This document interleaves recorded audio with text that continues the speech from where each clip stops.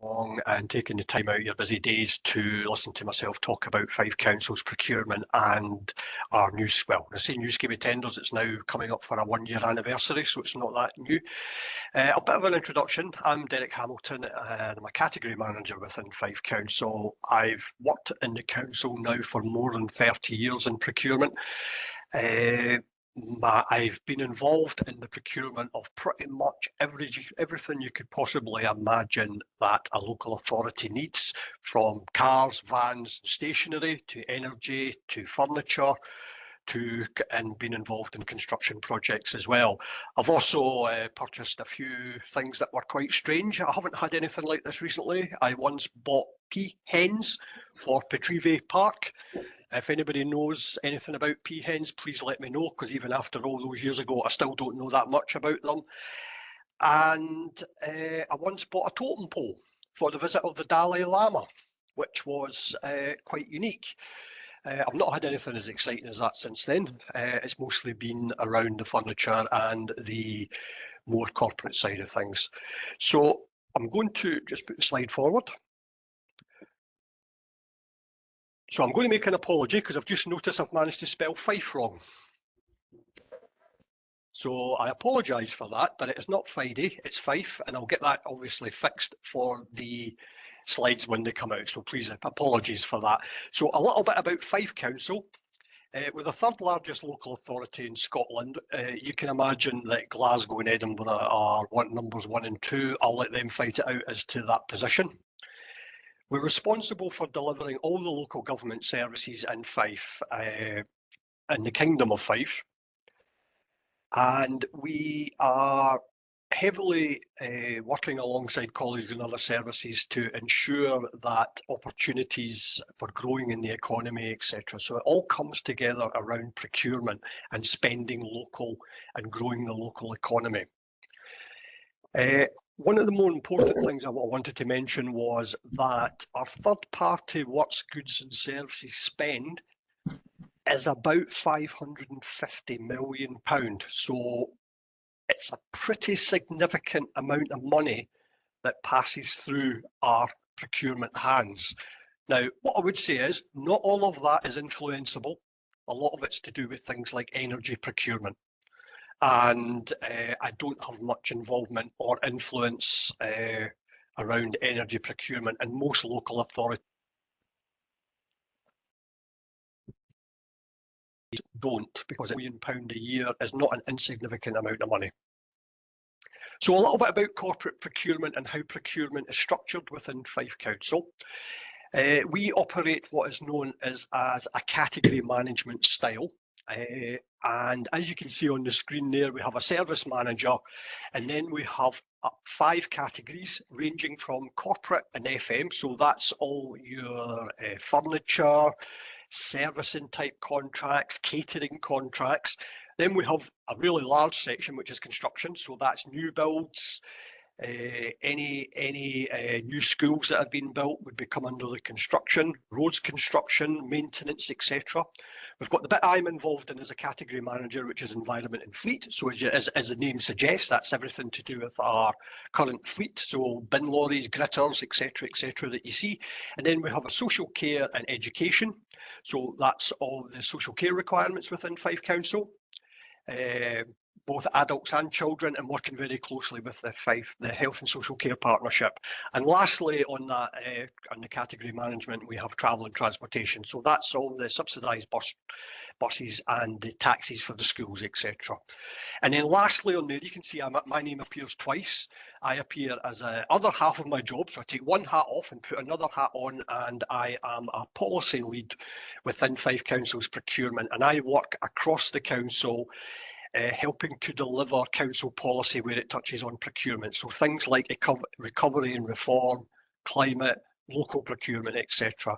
I work alongside colleagues in economic development and other partners within Fife Council to make sure that procurement's involvement can be maximised.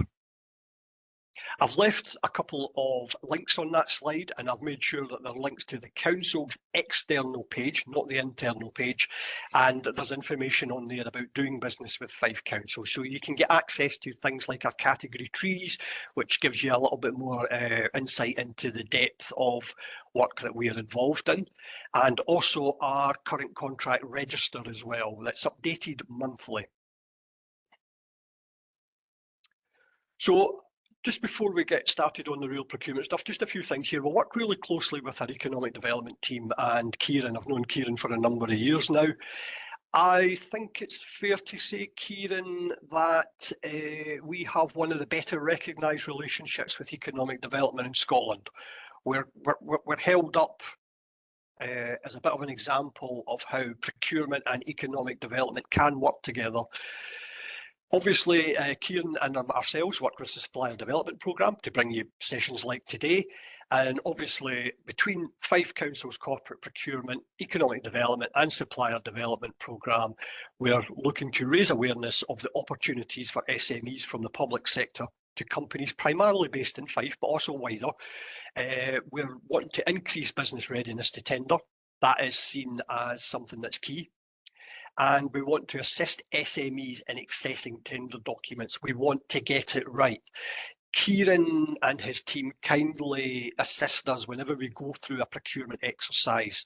If you're successful or unsuccessful, you're asked to feedback on how did you find the process? What were the tender documents like? We're really keen to progress that side of things and get our tender documents as tender ready as possible. So what will we cover in today's session after that brief introduction? A little bit about what procurement is. I'll talk about the Scottish model and regulations. I'll try not to stay on that too long, because if anybody is you know, I could talk forever about procurement regulations. But for most people, it's the sort of thing that you would read before you go to bed at night, and I can guarantee a very good night's sleep. I'll talk about the scheme of tenders that were introduced last June, and focusing on local economy and climate emergency. Talk a bit about quick quotes and then a bit of a summary. So what is procurement? I was having a little think about this the other day, and as you can see on the screen there, procurement is more than purchasing. There's a little bit of an interchangeability around the words procurement and purchasing, and you'll sometimes hear people talk about procurement and then talk about purchasing and wonder what's the difference. So procurement is more around identification, strategy, advertising, award, contract management through the life cycle of that contract, which could last 1 year, it could last 1 week, it could last a year, could last several years. If you think about a large-scale infrastructure project, it's going to be lasting maybe 10 years. And then thinking about things like exit strategies, and then the cycle completes. So I was trying to think about the differences between what is procurement and what is purchasing. And I was thinking about the last time I was dragged along by my wife to buy a new settee. We went along to SCS. There are other furniture stores available out there, of course. And when we got there, my wife pointed at a settee and said, "That's the one we're buying."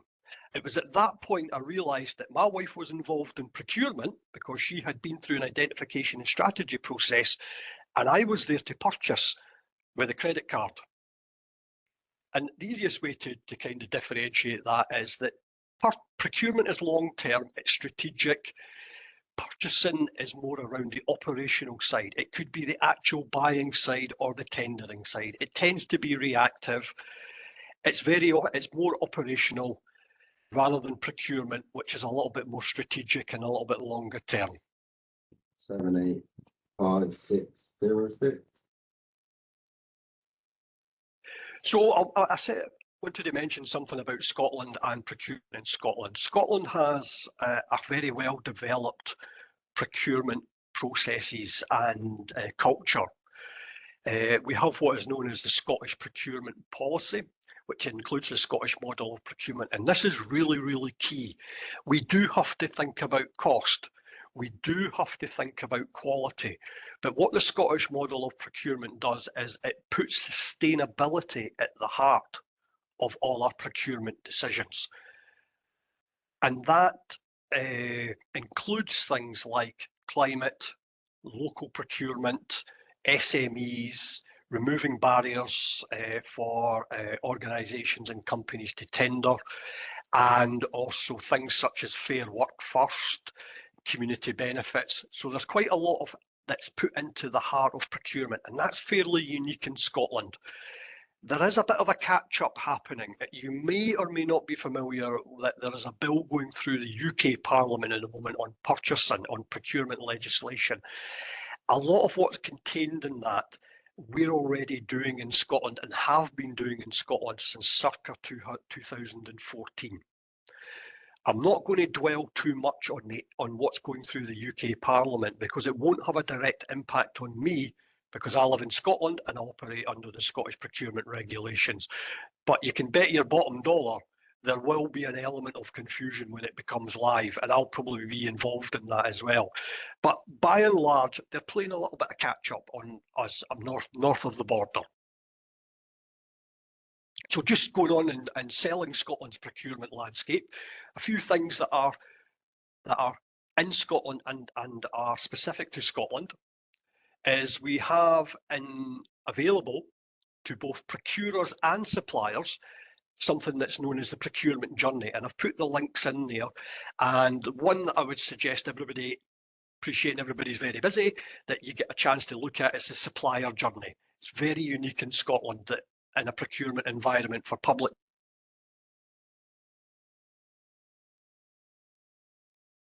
sector. There's also a dedicated construction procurement in Scotland, you know, a whole handbook that's available. As I mentioned earlier, sustainability is at the heart of procurement in Scotland, and that's contained within an act. It's a sustainable procurement duty, which is part of the 2014 Act. That demonstrates to me from a Scottish procurement perspective that we're serious about sustainable procurement.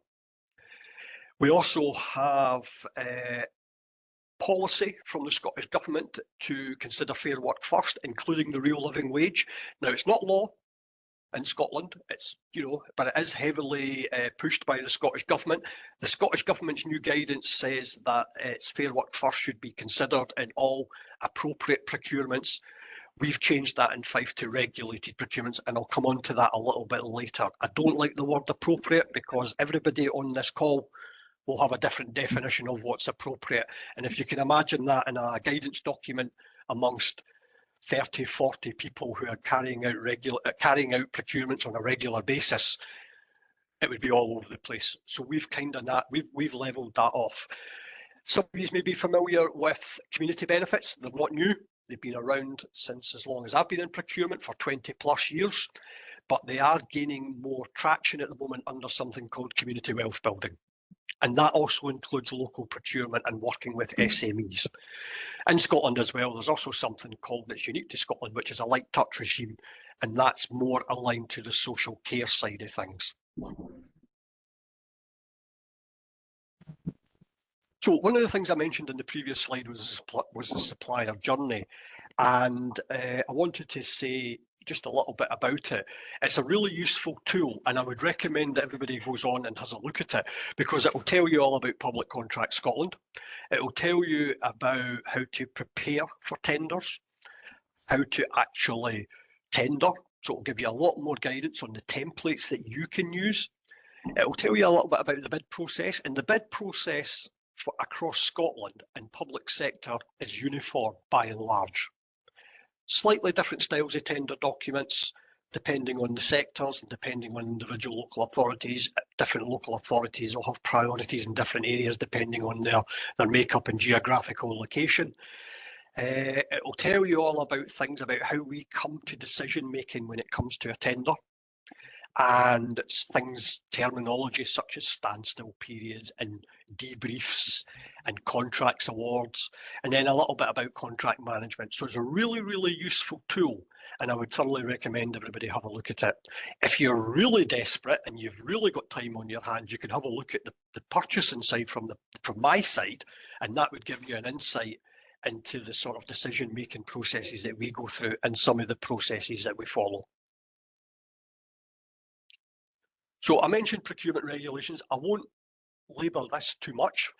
If you think about procurement in Scotland, there are three levels. There is the 2015 regulations, and in old money, up until several years ago, that was what we referred to as the OJEU, Official Journal of the European Union. Obviously, following Brexit, we're no longer part of Europe, so it's no longer the Official Journal of the European Union, but the regulations still exist. They've not changed in any way, shape or form in Scotland. All they've done is change some of the words, removed references to Europe and things like that. The advertising, instead of being Europe-wide, now goes on to a thing called Find a Tender Service, and it's the European Union agreements have been replaced by things like World Trade Organization agreements and things like that. They're for high value procurement. So for goods and services, that's anything above around about £2 million. And for works, it's anything above £4 million. So there's quite a, quite high level procurement exercises. In 2014, Scotland went through a big change in procurement. And out of that piece of work that was carried out circa 2013 came the 2014 Procurement Act. And what that 2014 Procurement Act was, it recognised that at the highest level, with the high values on the 2015 regulations, there was quite a gap. So they introduced something called the 2016 regulations. And what that did was it put into law certain requirements that I, as a procurer, must adhere to for values below those high levels.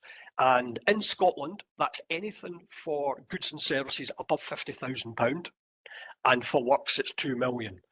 For goods and services for £50,000, you don't get a lot for that these days, before we have to abide by the 2016 regulations. The 2016 regulations, very simply, are the main kind of highlights are we need to advertise everything on Public Contracts Scotland if it's above £50,000 for goods and services or above £2 million for works.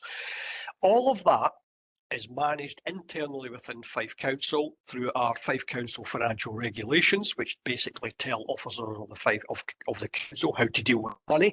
And as procurement is about spending money, that's dealt with within a procurement environment through what we call our scheme of tender procedures.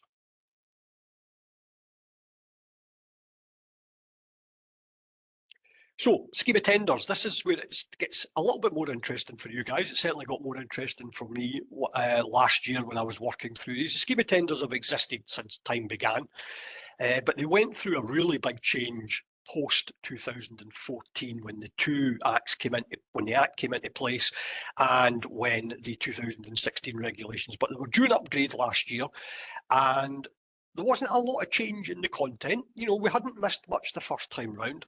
There was some tidying up and clarifications, and because it's an internal document, it was amazing how we suddenly found ourselves in cul-de-sacs because you followed the scheme of tenders and it realised you could only really do one thing, and it didn't. There was a few areas that needed fixed, but you can see there it started round about January time when it went to our central executive team. I then had to go to elected members and brief the elected members, and then it was finally approved by Fife Council's full council in June 2023.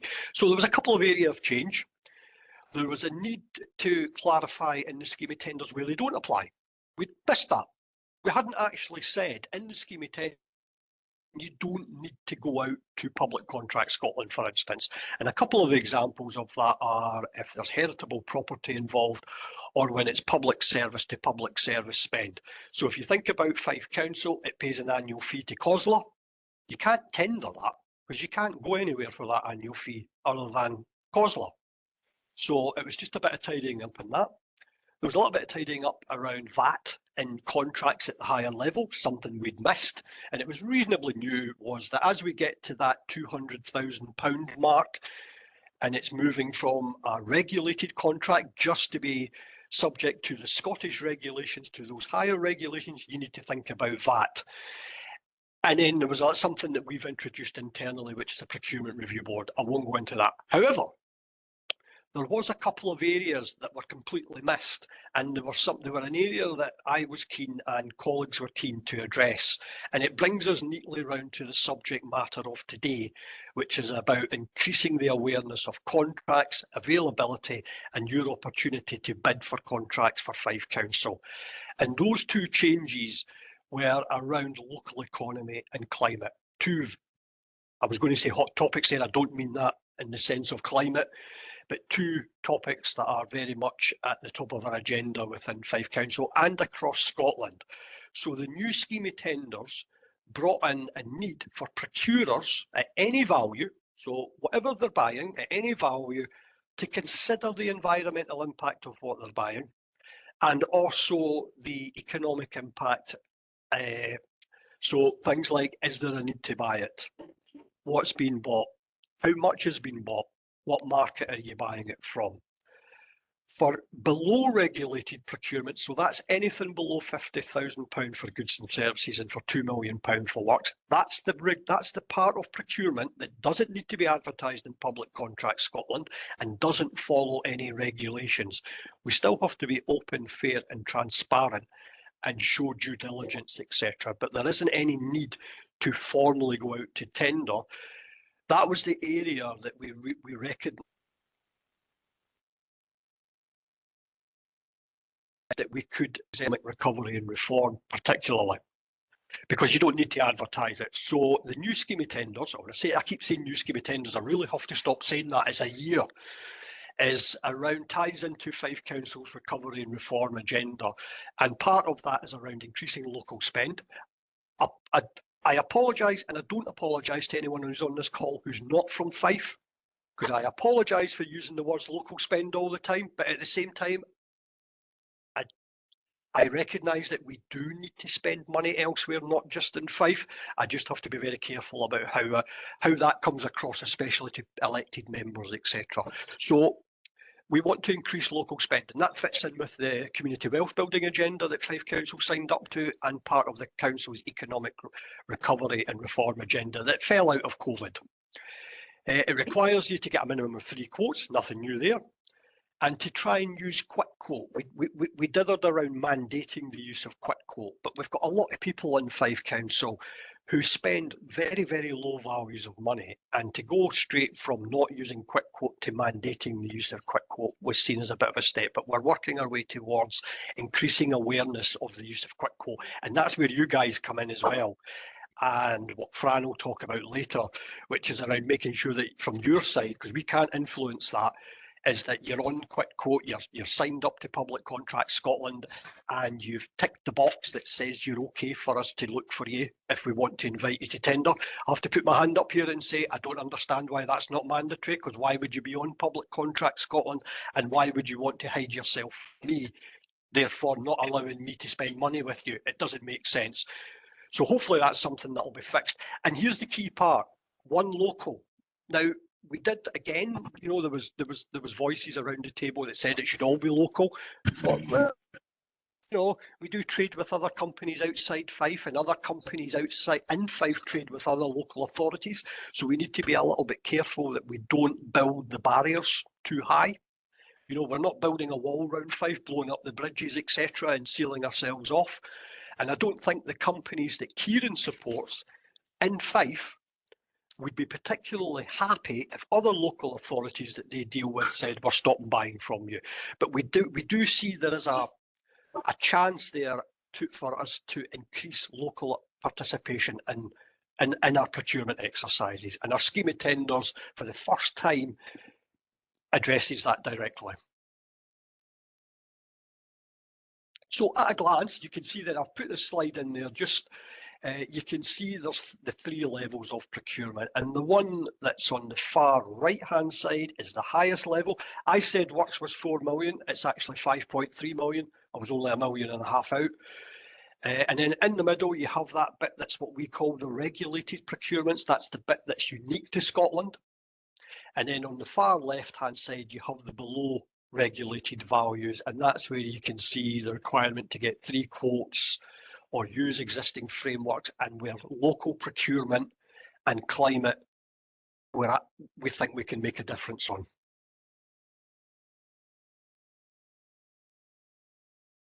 So, sort of jumped a slide there, apologies. Below regulated procurements, that's what we call Route 1 procurement. So this is really low level, below £50,000 for goods and services. It's low risk, non-repetitive in theory, and you don't need extensive purchasing training from our side. So that's the sort of thing where anyone in Fife Council within their service setups is effectively allowed to go out and buy things, you know, in schools, for instance, if they want to buy stationery, etc.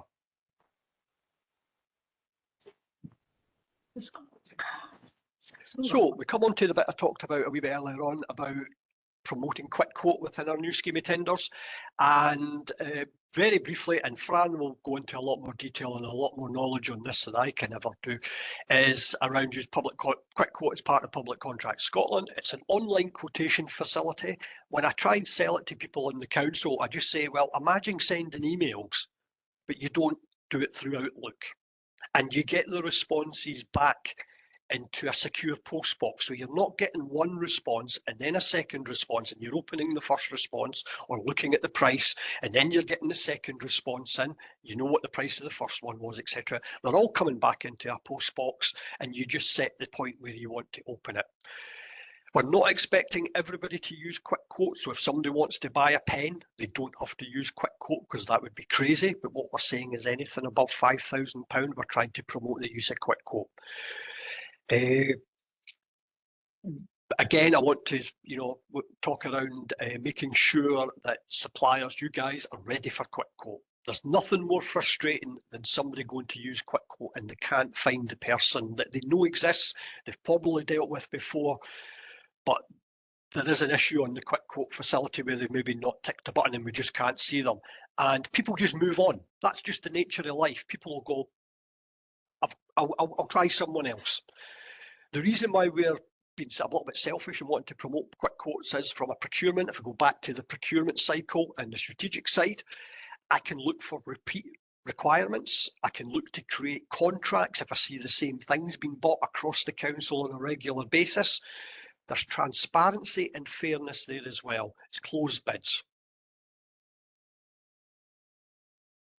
If you do get asked to, I use the words loosely, tender through quick quote or any other means for something below £50,000 or £2 million when it comes to works, it's what we call a low value or below regulated tender. But you may still be asked, it may still include, and you may be asked about a return date and time. So it might say we want your quote back by this time on this date. If it's price and quality that's been evaluated, and that's up to the individual, they don't have to include quality, they can just include price. There might be some sort of guidance there around how the person's going to bring quality in. There should be terms and conditions attached. I believe they're attached to purchase orders, and we also have we should also be attaching them when we're using quick quotes, the quick quote facility on Public Contracts Scotland. I pray that they tell you what they want. You might find that mad, but the number of times I speak to people in Fife Council and I say, have you told the tenderers or the suppliers to be exactly what you want? No, not really. And I'm thinking, wow. But, you would hope that there's a little bit of guidance for you guys as to what it is that the person's wanting. There might be some specific criteria. They might be looking at things like your capability. Have you done it before? There might be a bit of health and safety requirements, or there could be something around lead time that's getting brought in. In other words, we either require it by this time, or can you tell us how quickly you could deliver it if you got an order on a certain day? You might be asked to demonstrate your understanding of a specific requirement and how it's what it says in the tender document. There might be a bit in there about quality of service, and you would hope there would be something in there about the availability of the products from yourself. So these are just an example of, even if it's low value, the procurer may bring in other things other than price. So a bit of general advice. Please ensure that if you're requested to tender at whatever value, whatever it is, please provide all the information that's requested. And I appreciate that sometimes a tender document can be quite weighty. That's the bit that we're trying to work through. And I'm going to defend the council here. Some of the inclusion in the tender documents are legislative requirements, things we've got to ask for. Some of it's local policy requirements that we've got to ask for. So things like maybe fair work first or real living wage statuses and things like that. But if you're asked for anything, please provide it. Don't assume that because this is really important, don't assume because you've previously tendered for something and have a relationship with somebody in Fife Council that you can leave your tender blank because they'll fill in the blanks because they already know you. Every day I find people are retiring or leaving the council. So the person you dealt with yesterday might not be the person that gets the tender today, and they don't know you from anyone. So your tender will either be rejected or it will score really low. Check that you've uploaded the documentation to PCS. I know that sounds crazy, but it's sometimes it can be not the most intuitive. So I think maybe there's 2 steps to it in some cases. Don't expect special treatment. We try and treat everybody the same, and that can sometimes seem a bit unfair if you've done previously good work with Fife Council. But you know, try and be open, fair. If you've got any questions in the tender process, ask a question at that point on Public Contract Scotland. It says on there, don't forget to press the dispatch button. That's really important. And don't forget that if you're unsuccessful, you can ask for a bit of feedback. And in some cases, depending on the value of the tender process, it might be a legislative requirement in a certain format. But even if it's a low value and you get told you were unsuccessful, ask why. Was it on price? Was it the quality of the bid? Did I not answer the questions, you know, in a certain way? Did I miss something? But feel free to answer. You know, please give us that feedback and especially on how you thought the process went. But if you're unsuccessful, please ask. Bit of a summary here.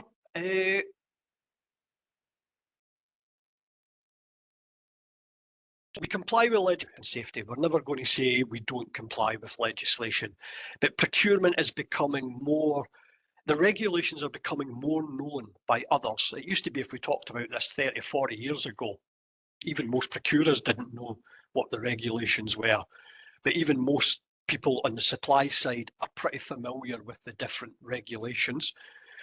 We undertake regulated procurement, so most of our procurement that I'm involved in Fife Council is for above £50,000 or £2 million. In Fife Council, there are other areas in Fife Council that carry out what we call delegated procurement of any value. So that's in the works area. So building services, transportation services, and property services can carry out procurement exercises of any value. They follow the same procedures as we do. There's absolutely no change. They use Public Contract Scotland. They follow the same regulations, and they work very closely with the construction category around carrying out those procurement exercises. As I said, £550 million. That's a significant amount of money. We work really closely with Kieran and his colleagues in economic development.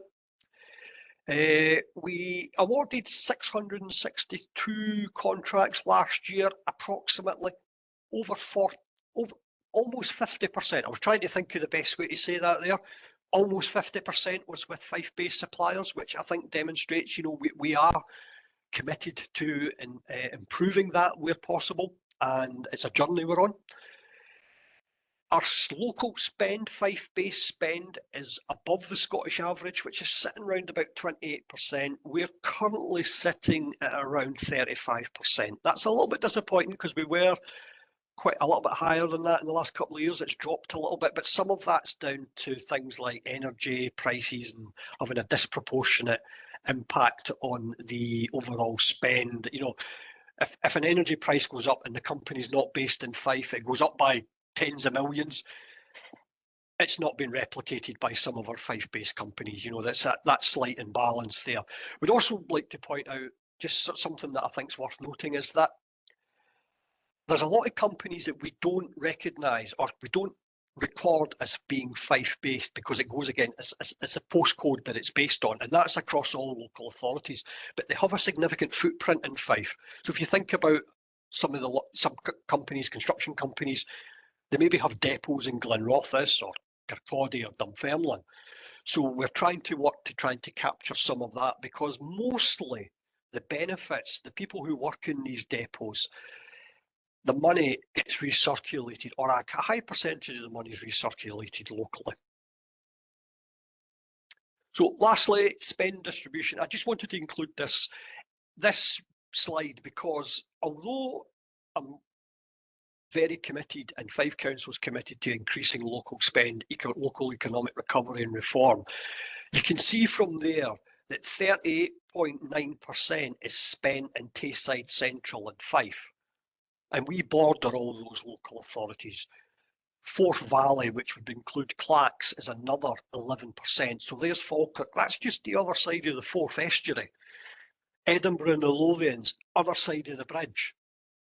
So even though it's 35% for Fife, that's Fife based, you could see the spend in concentric circles. We do trade, and we have boundaries with other local authority areas with suppliers in them. And it's not something that I would ever see as getting almost petty postcode lottery, because somebody who's based in South Queensferry could quite easily deliver into North Queensferry.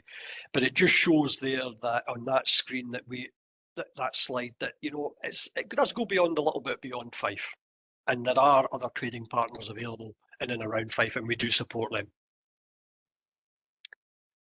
I would just like to thank everybody for listening to me. I hope you found it useful, and I would just like to say if you've got any questions. Thank you. So now we're going to follow on with the supplier side. We're going to look at your side. What do you need to do to get yourself prepared for a quick quote arriving from Fife Council? So today we're going to go through a wee quick quote made easy. I've got some slides so that you will have a record, and we're going to share these slides with you later today so that you can keep a wee library of everything SDP related. But if we've got time before this session finishes, I'm also going to go live onto the portal just so that you can see it all in its proper environment rather than just in screenshots. So let's see if this is going to move. There we go. So let's start with what is a quick quote.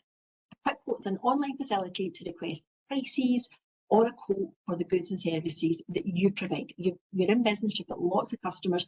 Why would Fife Council not be another customer? It could be the best customer you have. So let's just look at how that works for you. And we heard a lot from Derek there about it being an online facility. It's used to obtain a competitive quote, so we know they're looking for 3 quotes of a very low value. These are not regulated purchases. They're very low value because they're very low risk, and it will come through PCS's website. Quick quote can also be used for many competitions within a framework agreement. So if you've been awarded on a framework, then it's the exact same process that's used to get your price if you're on the framework. The most important thing today is that only suppliers that are selected by the buyer can quote. It's only if you're selected by the buyer that you'll receive the quick quote, and then you'll get the opportunity to give them your quote for the goods and services that they're looking for. And we're going to get into that in a wee bit more detail. And I did hear Derek talk about why does the system not automatically make you available to them if they're searching for you? Why can't they find you? There is a very good reason for it, and I'm going to come to that later on. So again, staying with what is Public Contract Scotland, it was launched in 2008. It's a vital ingredient, and we championed not just the rest of the UK, but the rest of most of the countries out there, because we were probably one of the very first to adopt this process. Everybody else is now following, so England and Wales and Ireland have now caught up with us, as are the rest of the world. But we were one of the very first. In 2008, it was a vital ingredient that Scottish public sector have a way to ensure best practice. They had a way to ensure that you got information as a supplier free of charge. They wanted to, Scottish Government wanted to support buyers to achieve transparency. Everything's open and transparent because it's all dealt with within this portal. And the end game is to stimulate growth in Scotland. And we heard Derek talk a lot about the local economy. Local can be Scotland, but it's the local economy that we're trying to boost here. So that's what Public Contract Scotland's aim is. And I have to say it is achieving it. It's a fantastic tool and a wealth of information. So if you're not registered, you would want to be registered. That would be a call of action today for you, is to make sure you get registered, and I'll show you how to do that. So how do you get invited to a quick vote? To be invited to a quick vote, you have to first of all publish your supplier finder profile. Now the supplier finder profile is not published, it defaults to unpublished to give you time to build it, to give you time to get all of the information in there. So it's essentially, it's your little piece of yellow pages. Now I'm showing my age. Your piece of marketing. You market yourself to these buyers, sell yourself to them. So you might want to put some information in, then you maybe need to park it and go back the next day, because I appreciate that you're on the tools and you've got other things to do for your day job. So it might take you some time to build that profile properly.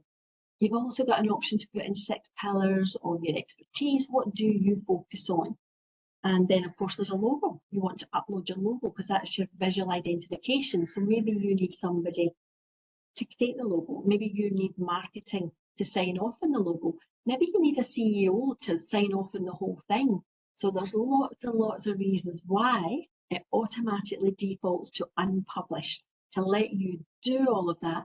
And then once you're absolutely happy that you've got all the information in there that a buyer is going to need, including your contact details, then you tick the publish button, and I'll show you exactly where that is. You tick the publish button and then the buyers can find you. But Derek's absolutely right. Even if you're chatting to them at a Meet the Buyer and they know all about you and they want to invite you, if you're not published, they can't invite you. So make sure that that wee button, and you'll see one of my wee pop-ups on your screen. It's a smaller box at the top, has got that publish remote button is highlighted, but the unpublished one is actually the default for the system. So be very careful for that. And I did hear someone say in the questions there that they've not been invited to vote and they've been on Public Contract Scotland for a while. I'm going to suggest that's the issue. Your buyers can't find you yet, so you need to go back in and have a wee look at that. There's also a wee button at the bottom when you're publishing your profile to say you are an SME. You would want to tick that. When a buyer is creating a quick quote from the buyer side, there is a box they tick to say, show me SMEs. They can then put in a postcode if they're only looking for Fife. They can put in a keyword if they're looking for pens, or they can put in a company name. So there's lots of different searches available to the buyers. What you want to do is make sure you're ticking all of those boxes. Anything a buyer's going to use to search for what you provide, you want to make sure that good information's in there. So go back and have a wee look and just make sure that your supplier finder is published and that you've ticked that wee box to let the buyer know that you are an SME.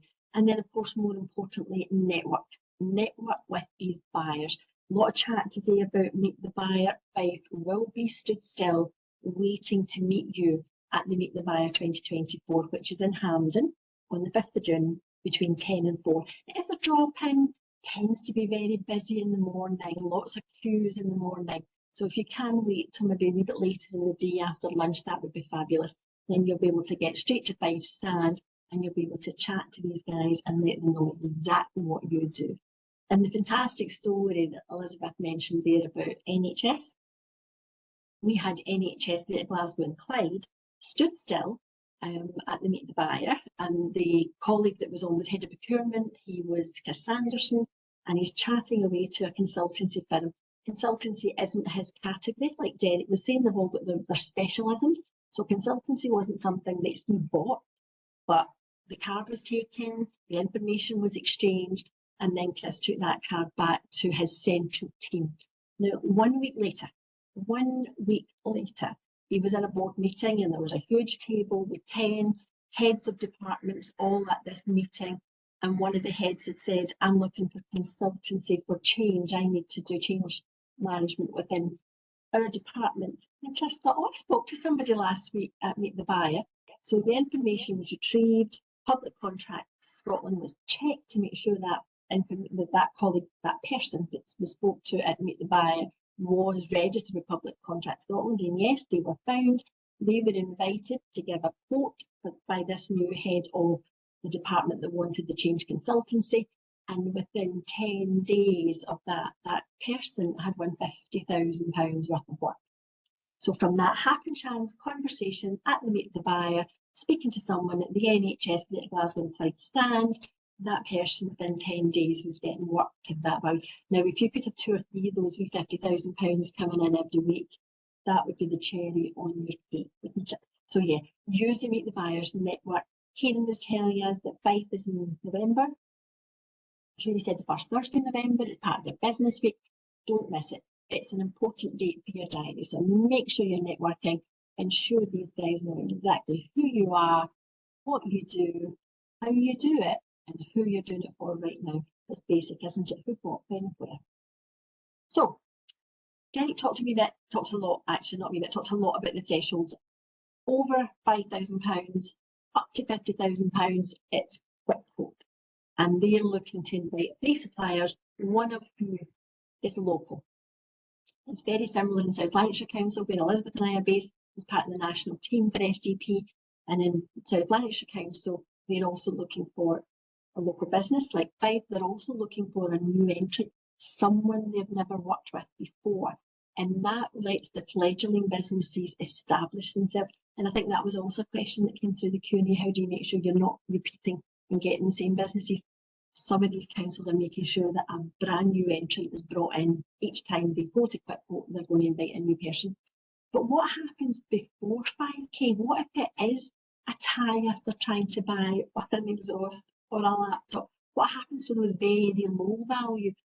Fife Council, no, it's not regulated, so there's no system around it, no red tape around it, but they will look for 3 quotes and they will ask you by either phone or email. So again, when you're talking to these buyers, make sure they know how they can get in touch with you, because if they're spending up to £5,000, commissioners will just reach out to you in any which way they can to get 3 quotes. The 3 quotes is to make sure it's an open, transparent and fair competition. It has to be. It's our money they're spending, they're accountable for it. So up to 5, 3 quotes, phone or email, make sure they know who you are. Make sure the commissioners know that you're local and what you do. And then over 5,000, but up to 50, we're in the quick quote realms. After the quick quote, so you'll be invited to quick quote and you'll give them everything they need. They might not be asking questions. They might ask if you've got licenses and insurances, obviously that's important to them. And they'll be asking for the price, because the price is really important. You give them all the good information, then you will be told if you've been successful. Now, this hopefully is familiar to everybody. This is Public Contract Scotland. This is a home screen. And what I want to point out here is the amount of help and support that's available to you as a supplier. There's a helpline number in the top right hand corner. It's an 0800 number. If the red mist is coming down because the system's spooling, it's not letting you upload your quote, it's not doing what you expect a portal to be doing. And we're all familiar, I know they're updating constantly, but we're familiar with the processes now of using online tools. If it's not working, phone them. Just lift the phone. 9 times out of 10, it's going to be user error, but that doesn't matter. They will get you over the line, especially if you're on a deadline. That quick quote's only got 5 minutes to get to that buyer, and this thing's spooling. You can see why the red mist would come down. Just lift the phone. It's a free helpline and they are there to help. They're based in Aberdeen, I'm sure. Just lift the phone and talk to them. Then, of course, the second arrow you can see further down on the left-hand side is SDP. We are here to help. If you're lost with the processes, you don't understand what DPS means, lift the phone. We will absolutely help you. We're all still working from home. Would you believe it or not, we're still under COVID restrictions, but we do have work mobiles and we can help you. But there is a fantastic info box. It's info@stpscotland.co.uk, which is monitored by at least 3 colleagues all the time. So make sure you're using all of the free support that's available to you if you're getting lost in the system. Then, of course, there's the scope of the actual quick quote you've been asked for. Does it make sense? Did the buyer make it clear what they were actually asking for? Remember, they're only human. They're just the exact same as us, the exact same as you. So if it's not clear what they're buying, use the Q&A tip. Just ask the question. What are you looking for? and let them come back. Give them that opportunity to make it clear to you exactly what it is that they're buying. And I'll show you the Q&A once we get into the portal. So if you're not registered with Public Contract Scotland, that's your takeaway today. Your call to action is to register. It's free for both buyers and suppliers. We're all on the same page. It's mandated for regulated contracts to be advertised. You're not going to miss anything above 50k. They're all advertised waiting for you to respond. But below 50k, the buyer's still using the portal. So you definitely want to be registered, especially if you're looking for those quick quotes.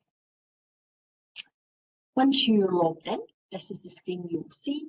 And the fourth tab along the top underneath the Public Contract Scotland logo is the supplier area. That is your hub.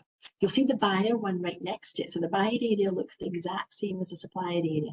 The supplier is the part you're interested in. So that's your hub. Everything happens from there. And when you scroll down, you can see that the My Profile box going down the left-hand side, it's the second sort of navy ribbon. The My Profile is where you will find your supplier finder profile so that you can fill it in and tick that wee remote box to say that you're published. Now, quick quotes themselves live in the interest box. If you have a wee look at the other side where the My Notices box at the top on the right hand side, you'll see the interest list is the first one. Quick quotes live in there, and I'll be able to show you in a couple of slides coming up how you would identify a quick quote. It is advertised, it is sent to you by email, but if you were driving, for example, and you didn't open the email, it would live in that interest box. But I've got more slides that's going to make this very clear in a second or two. There's that publish button again. You can see that at the top, and then you can see all of the good information that's going in there. It's all your contact details, and there's a whole wee bit of blurb that you can have a read to just to explain to you exactly what it is, what your supplier finder, why you're doing it, why it's important that you fill in a supplier finder profile, and why you need to make it published. Now, this is an extract from the actual email that comes out to you. So your buyer, Derek, and his team and his troops will put together a quick quote within the PCS system. They select the suppliers they want it to go to, and then they fire it out. You will receive a system-generated email. It will be the exact same email that you receive every single day if you've set up an alert profile. Every day at 7 o'clock, my alert comes in to let me know of all the new calls for competition that have been advertised with my keywords in them. So the system lets me know who's doing that or who's uploading these contracts every single day, and it does that at 7 o'clock at night. A quick quote can come through at any time of the day, but the point is it's a system generated email and you might miss it. If you've got an alert set up from your Outlook, from any emails from PCS, meaning the one that comes in at 7 o'clock at night to go straight into a box, your quick quote could get scooped up and get put into that box too. If you've got a rule set up, be very careful of that one. Especially if, like me, you tend to only go and visit those boxes once a week. So maybe on a Sunday night, you'll be getting yourself ready for the week ahead, and you'll go in and have a look at your Public Contract Scotland emails that have been sent to you. You might just miss a quick quote because you're not given a lot of time. You might only be given 3 or 4 days to respond. And if it's been sitting there for a week, then the deadline will have passed. So be very careful that you don't miss the quick quote opportunity. It is a system generated email, and it's coming from Public Contract Scotland, which is where your alert would come from. The difference is, the good thing is, and we had to champion for this to happen, but SDP got this change made. The subject heading is now different. It used to always just say Public Contract Scotland, and that was all you got. But now you've got Public Contract Scotland, provision of a quick quote. So you'll be able to see from the subject heading that it's not your alert for that day. I think the alert says new notices, but your quick quote will now tell you, and that's a recent change, that it is actually a quick quote.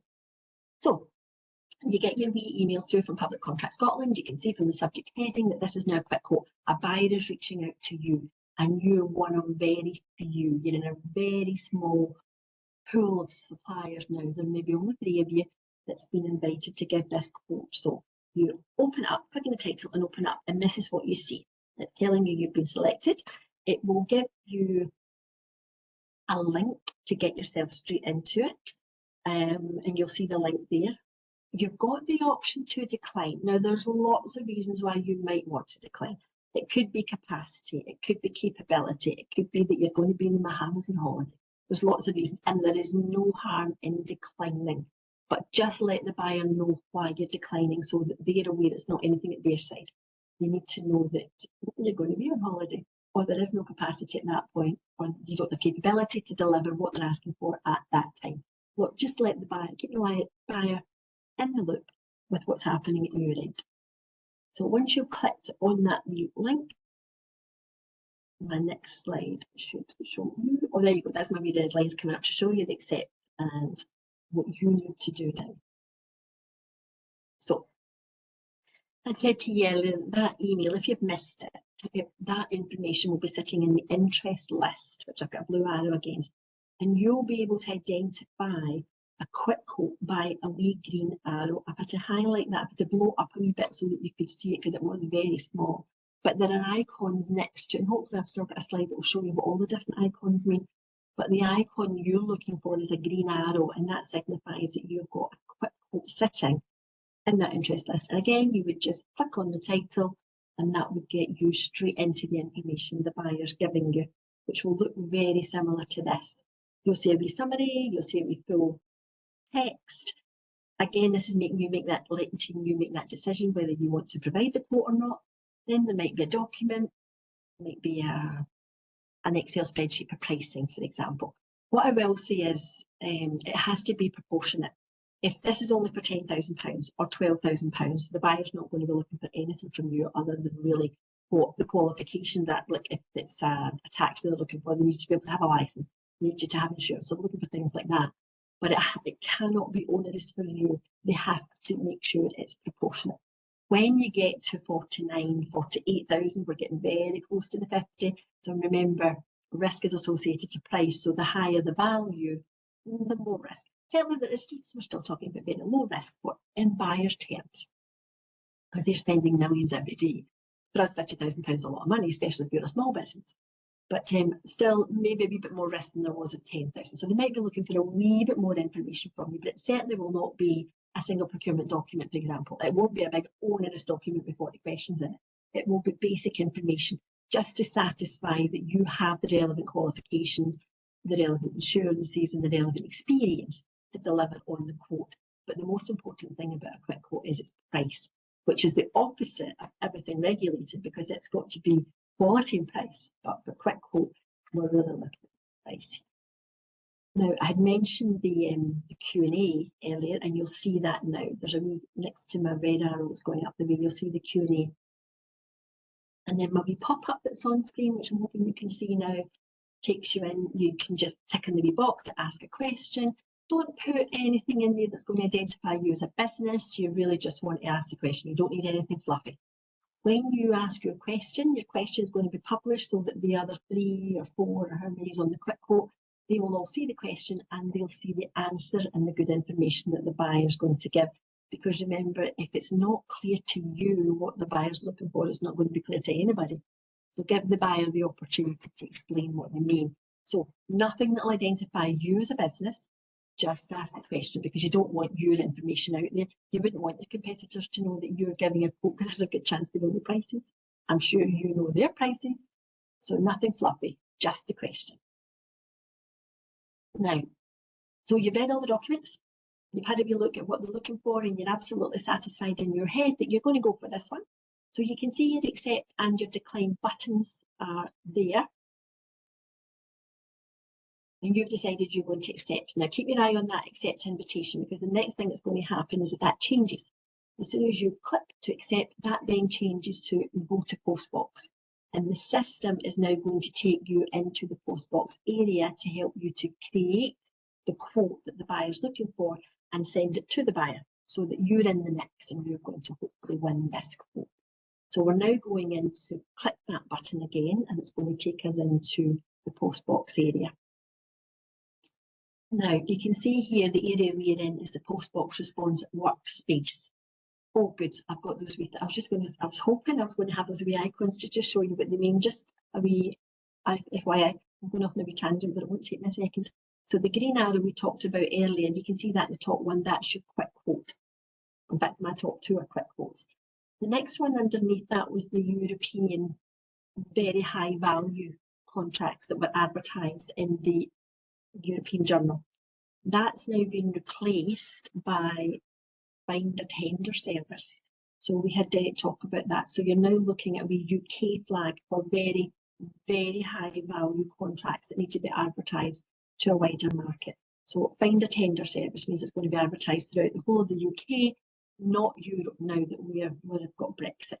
And then the bottom one is the Scottish flag. So we're not quite as high a value contract as it needs to be advertised through the whole of the UK, but it is a contract that's going to be advertised throughout the whole of Scotland. Now, regardless of whether it's going into Find a Tender service or just PCS, both will be in PCS. You'll not miss anything if you're in PCS. But if you are looking for a very high value contract, then you would want to be having a look in Find a Tender service too. Okay, so now we're in our Postbox response workspace.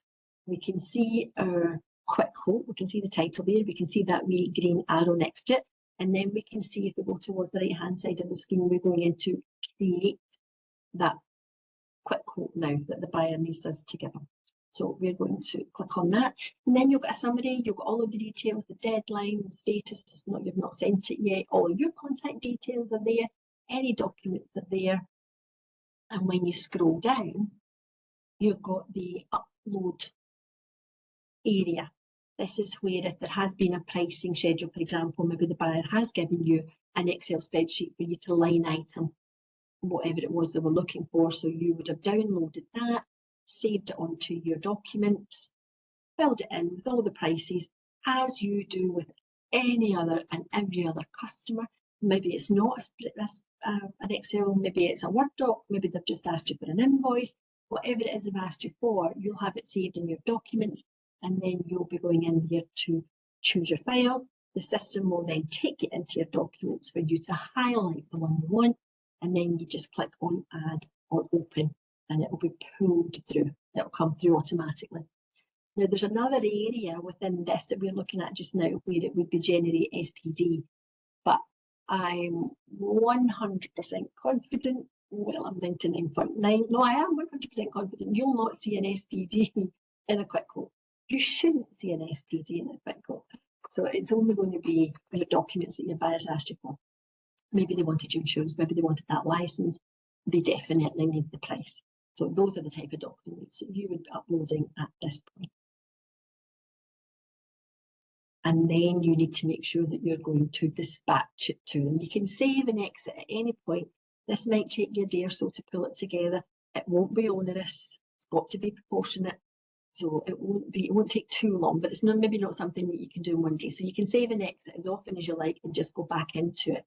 But that last screen that was showing you create your workspace, that will change to edit view. That's the only thing that changes. So you're going back into edit and view if you have saved and exit. But you might be ready to go, in which case then you can dispatch. This I thought would be interesting for you to see, because Derek had mentioned it. The buyer doesn't know who's responding. This is what the buyer sees. So they can see an ID number, but the system has attributed that to you. They don't know. There's no company names there. They don't know. They can have a look at your prices to see, like back in the day, maybe they would be able to see a price, then if it was a paper based, then the next price would come in and the buyer was already aware of it. There's nothing to say that anything bad was going on at that point, but it's not secure. It's not the way you would want it to be if it was your business that was being operated. So Public Contract Scotland has very cleverly locked everything down so that nobody needs to be concerned. The buyers can't see who submitted. They definitely cannot see the prices until the box is closed. Once it's closed, that means you can't submit anything further. Then the buyer can open. So it has to be closed at your side, and then the buyer can open. And once the buyer's opened, all of the quotes are dealt with at the same time. So everybody's information's been looked at the same time, and there'll be a few. The person that's uploaded the quick quote is not the person that opens the boxes. So there's two colleagues involved.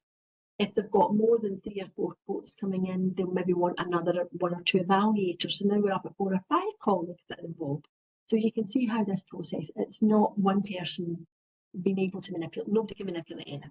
It's all very, very secure. So I just wanted to show you that because Derek had mentioned it. That's all the buyer sees until past the deadline. If the quick quote comes into somebody in your work that's maybe off on long-term sick, or maybe it's a colleague that's left, and the housekeeping part of your area of PCS hasn't been tidied up, might be a good thing to go back and look at that actually, because if a buyer is going to be inviting your company, there's a good chance they're going to choose the one or two of your colleagues that are first on the list. They might not be with the business anymore, or as I say, someone may be off on long-term sick, and that's where the quick quote's going. You won't be able to respond on that colleague's behalf. So, but there is provision for you to go in and request access, and there's a wee free field for typing. So you let Public Contract Scotland know why, or let that buyer know why you would want access to somebody. They're off long-term sick, or they've recently left the post, whatever it is. Just put it in and send it over, making sure your details have been captured, so the buyer can then go back into the quick quote, back into your company, do research and find you on the list, and then at least they know, they'll be confident a person has seen it, and you'll be confident that you can now actually respond on behalf of your business. So there is provision if someone's left, or if someone, and this is assuming they're monitoring their emails, of course, that's another thing for you to have a really think about, is where do these quick quotes go? Are they going to individual names, or have you set up an info at or a quote at your company? So you have a wee think about the housekeeping of Public Contract Scotland and where these emails are going. You wouldn't want to miss a quote. Now, let me have a wee chat with you. I've only got 1 or 2 slides left, and then we'll go live into Public Contract Scotland, so we've still got plenty of time. SDP is free of charge. Everything we offer you is paid for by your local authority. So Fife are helping to fund the programme, as are all 32 local authorities and the Scottish Government. And we also have a few bigger Tier 1 contractors that are now helping to fund the programme, like Balfour Beatty, for example, are now funding the programme.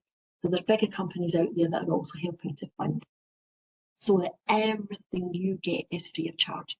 It's for Scottish SMEs. It's to make sure that you're getting access to the information free through, as we said, Public Contract Scotland, and now access to help to tender, help you to be able to tender and know what a quick quote is, for example. It's all free. Now, how do we do this? We do this by training, and we've got 3 different levels. You very well might be brand new to this, brand new to the whole arena of public sector tendering. So we have level 1 courses, but you've got a colleague that's done this before, so they might be level 2. They have tendered before, maybe not winning very many, but they have tendered, so they've got a basic understanding. So they would maybe be more interested in level 2. But then level 3, your business is winning contracts. You are bidding on a regular basis. But at the moment, and Derek will back me up here, the landscape is changing at the speed of knots. We are getting SPPNs out from Scottish Government that are being thrown at us like snowballs right now. Everything's changing to make it easier for suppliers, to make it more user-friendly process.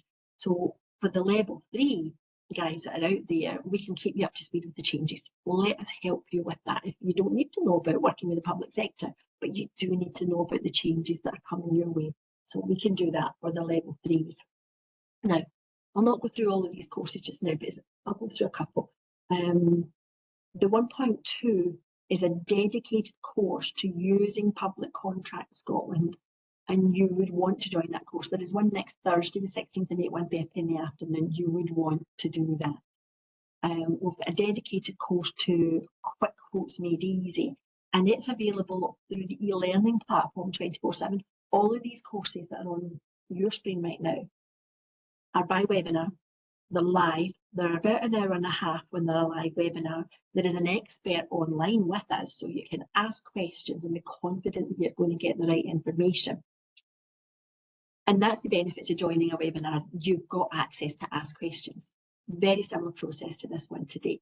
But if you're up against a deadline and you are in a hurry and you need this information much quicker than we've diarised, then go onto the e-learning platform. There's bite-sized courses of all of these, really. The 20-minute bite-sized of a 1.1 and a 1.2 and a 1.3. They're all there, so you can very quickly do over the space of a couple of days, like maybe a weekend if you want to.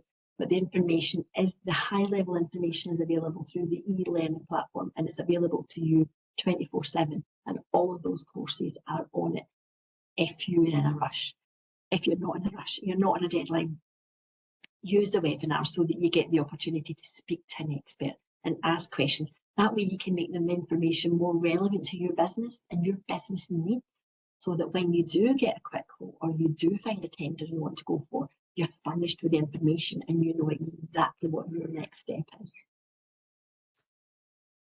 Top tip, prepare a database of all the basic information that you're likely to be asked for. So your technical, your financial, your quality information and your policies.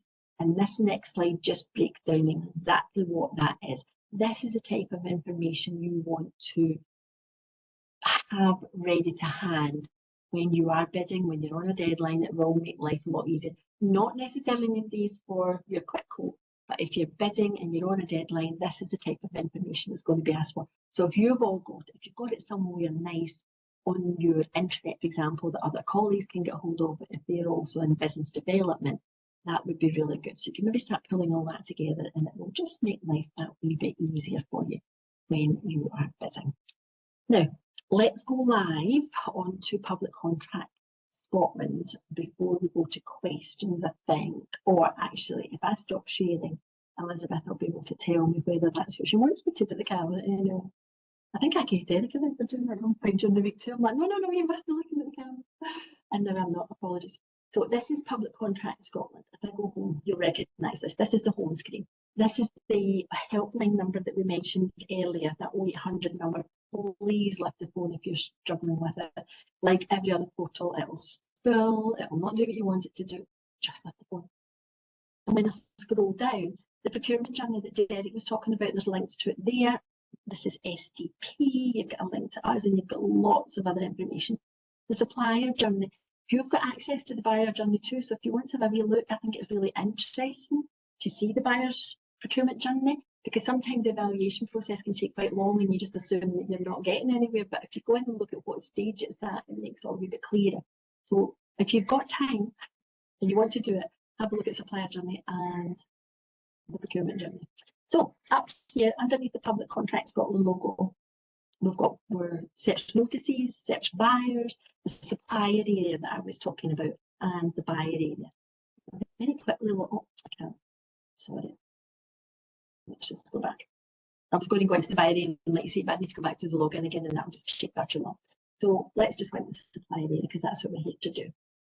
So the supplier area is your hub. This is where everything happens for you. You can see that interest list that we talked about there. You can see the latest notices that have been uploaded for buyers. And when you go into search for buyers, there's a keypad at the bottom where you put an F and it will bring up all the buyers that begin with F, so you'll find Fife really quickly. And if we scroll down to this next one, the alert profile, hopefully you'll have an alert profile set up and you are being notified on a daily basis of all calls for competition from all buyers that are relevant to you.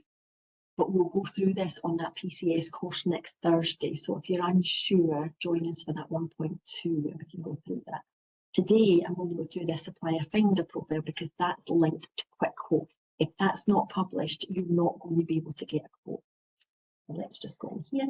Again, this is a wee bit of blur just explaining what it is, and this wee bit here highlighting to you that you have to publish. And that's the button there. This is the one. Can you see my mouse? Hopefully you can see my mouse. This is the publish button here. It defaults to unpublish, as I said earlier, for a very good reason. You wouldn't want it to be published, and you definitely wouldn't want any of your colleagues to publish it if your logo wasn't up or it was old information, out of date information. So you would want it to be perfect. That's the way it is. So for that reason, it's unpublished, but then you publish.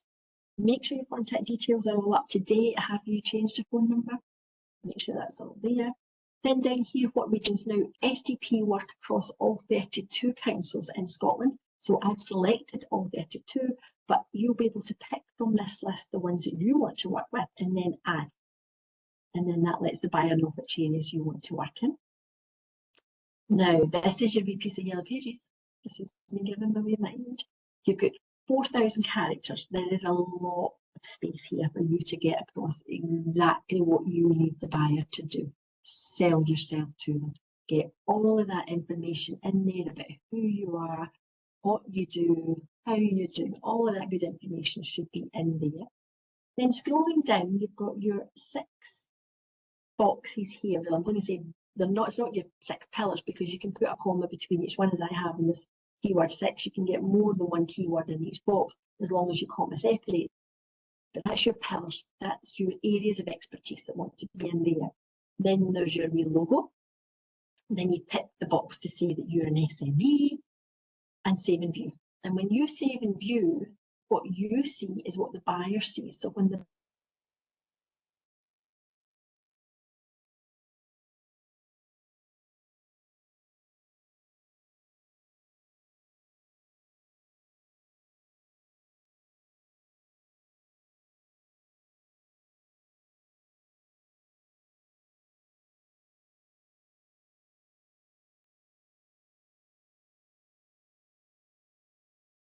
they see the 6 pillars that you've populated. More importantly, they can get your phone number from up here, and they can visit your website. The link is there if you've got your link in. You've got all of your address details here, your email addresses here, and then all of that good information that you've put in. So that's the view the buyer has from your supplier finder. So maybe that's the thing you do today. Maybe you go back, first of all, check it's published, and then go down and hit on that view, save and view, and then you'll see exactly what the buyer sees. So if I return to editing, there we go, and I'll just go back into our supplier area. Now, if I scroll down on to user details, I'm sure user details, this will answer the question about PCST and the pairing them together. So Public Contract Scotland tender, when you're setting that one up, so that's not Public Contract Scotland, it's Public Contract Scotland tender. When you're registering and you're setting yourself up in there, have a username that's got a special character in it. It's more than 20 characters long, and it's got a number in it. So I think the easiest thing to do is make your username for that one your email address plus a digit, or maybe it's 5 digits to get it up to the 20 characters. Public Contract Scotland requires it to have 20 characters. I don't know if you can see that. The username is to be 20 characters long. So when you're setting up Public Contract Scotland tender, make your username, your email address with lots of digits. It's going to get you to 20 characters. Then through PCS, you populate that information in there, and then you would save your details.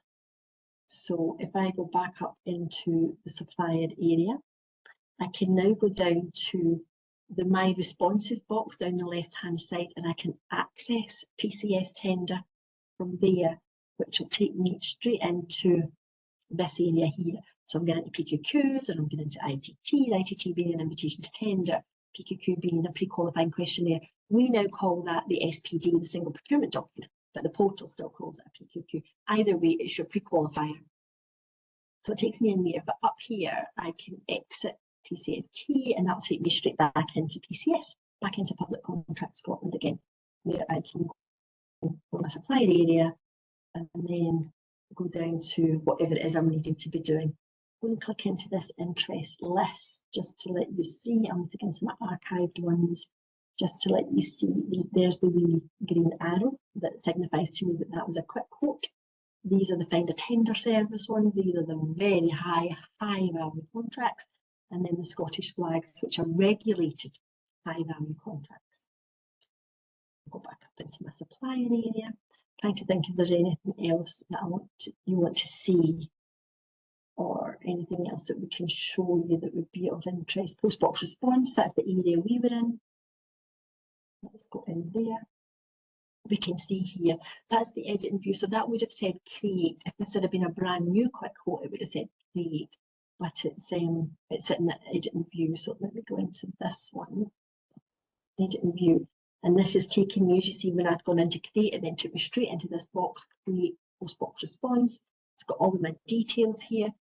If there was an SPD, it would be here, which is a single procurement document, but I'm 99.9, almost 100%.